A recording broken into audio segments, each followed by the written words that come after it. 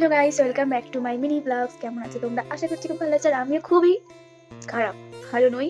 দীঘাতে এত পরিমাণে ঠান্ডা পড়েছে গাইস, কিছু বলার নেই। আমার প্রচুর ঠান্ডা লেগে গেছে। তো তোমাদের ওখানে কেমন ঠান্ডা পড়েছে আমাকে কমেন্টে জানাও। আমাদের এখানে প্রচুর ঠান্ডা পড়ে গেছে গাইস। এখন বাজে 6টা বাজতে যাচ্ছে সন্ধ্যাবেলা। প্রচুর ঠান্ডা, কিছু একটা চটপটা খেতে ইচ্ছে করছে। তো মাকে বলি দেখি কি বানাই। তো কন্টিনিউ ভিডিওটা দেখতে থাকো। আচ্ছা তুমি? এই যে ঠান্ডা পড়েছে অনেক, তাই একটা নতুন খাবার বানাচ্ছি। প্রত্যেকদিন তো আর রুটি ভাত খেতে ভালো লাগে না, তাই দেখি কি একটা খাবার বানাই। কি নতুন খাবারটা কি বলো না? বানালে দেখতে পাবে।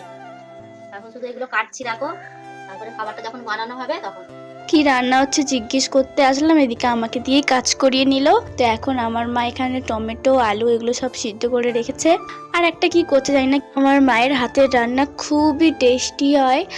আর এই দেখো, আমার মা বানাচ্ছে আমার জন্য মোমো। আমি মোমো খেতে অনেকই ভালোবাসি। তোমরা কে কে মোমো খেতে ভালোবাসো অবশ্যই কমেন্ট করে জানিও। তো এখানে হচ্ছে চাটনি আর এদিকে মোমো হয়ে গেছে। আমি একটা মোমো বানিয়েছিলাম, তখন ভিডিও করা হয়নি, একা একা ভিডিও ক্লিপ তো নেওয়াই যায় না। সেই মোমোটা দেখো কেমন করে ফেটে গেছে। এখানে আমি মোমো একদমই বানাতে পারি না, কিন্তু খেতে পারি ভালোই। হাই গাইস, আমাদের দীঘাতে অনেক ঠান্ডা পড়েছে, তার জন্য আমার মাকে বলছিলাম একটু চটপটা কিছু বানাতে। তার জন্য দেখো এতগুলো মোমো বানিয়েছে। এই মোমোটা এখন খেয়ে দেখি কেমন হয়েছে। অনেক সুন্দর হয়েছে। যার যার মোমো ফেভারিট, তো তারা দীঘাতে চলে এসো আমার মায়ের হাতে মোমো খাওয়ার জন্য। তো আজকের ভিডিওটা পরে ভিডিওটা, বাই বাই।